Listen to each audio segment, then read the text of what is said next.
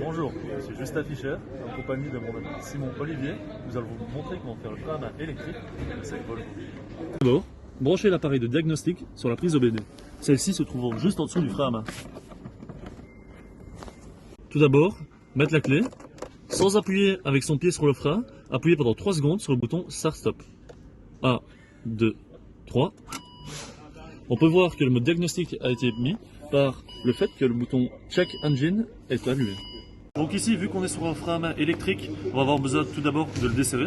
Pour ceci, nous, on utilise le logiciel ES-Tronic de Bosch, mais tout autre logiciel fonctionne aussi, tant qu'il est compatible avec la Volvo. Tout d'abord, rentrez les informations du véhicule. Comme vous pouvez le voir ici, elles ont déjà été rentrées. Vous trouvez ceci sur certificat d'immatriculation et certificat de conformité. Bien vérifier que l'appareil de diagnostic soit bien connecté.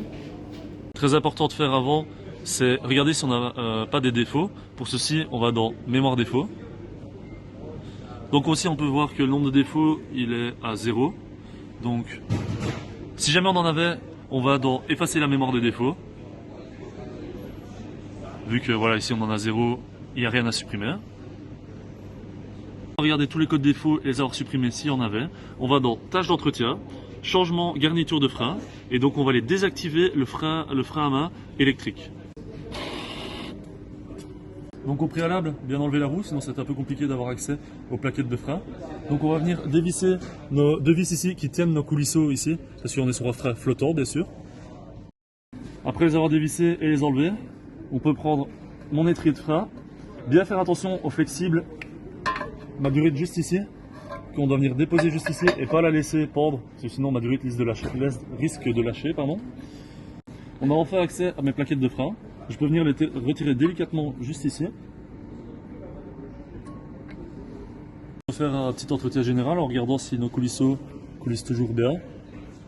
Regardez si l'épaisseur de ma plaquette elle est toujours bonne. En soi ici on voit qu'on a quand même encore pas mal de garniture. Et bien mettre de la graisse cuivrée sur mes bouts de plaquettes et ne pas en mettre surtout sur le disque, sinon les prochains freinages risquent d'être un peu compliqués. Donc après, grâce à l'aide de repousse piston, on va repousser notre piston ici qu'on a rentré électroniquement. On y va jusqu'au moment où on n'y arrive plus, sans trop forcer bien sûr, sinon on risque de casser.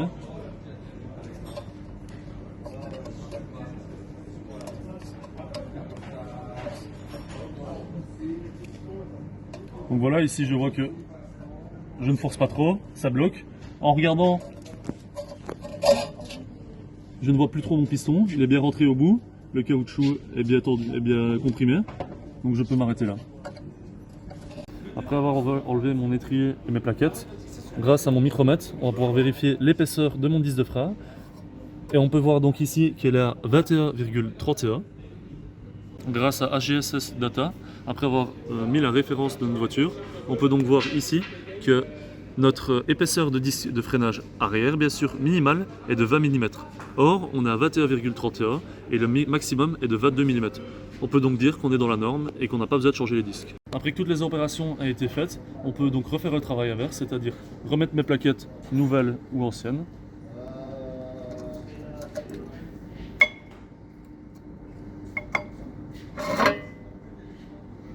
Toujours attention à ma mâchoire juste ici.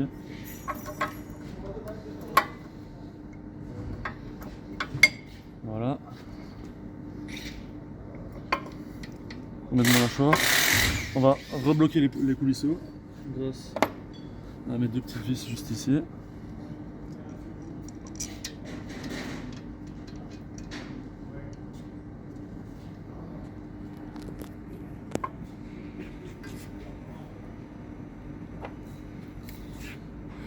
Pour revisser les vis, on va aller voir le couple de serrage qu'on a regardé sur le même site que pour l'épaisseur de mon disque de frein.